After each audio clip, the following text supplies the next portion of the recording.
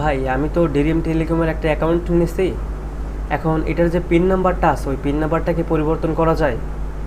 এটার উত্তর হচ্ছে হ্যাঁ ভাই, আপনার পিন নাম্বারটা পরিবর্তন করা যায়। পিন নাম্বারটা আপনি যখন পরিবর্তন করবেন সেজন্য আপনার 6 ডিজিটের হইতে হবে, নাম্বার 1। নাম্বার 2, সেটা হচ্ছে আপনার এটার ভিতরে সম্পূর্ণ নাম্বার ইউজ করতে হবে।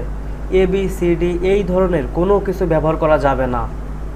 এক কথায় আপনার 3 নাম্বার অপশন কঠিন পাসওয়ার্ড ব্যবহার করবেন, কখনোই সহজ পাসওয়ার্ড ব্যবহার করবেন না। 1 2 3 4 5 6, আপনার 6টা 1 এরকম জিনিস না, একটু কঠিন 42 44 46 এক্সাম্পল দিলাম। আপনার মোবাইলে লাস্টে 6 ডিজিট ব্যবহার করতে পারেন, এটাও এক্সাম্পল দিলাম।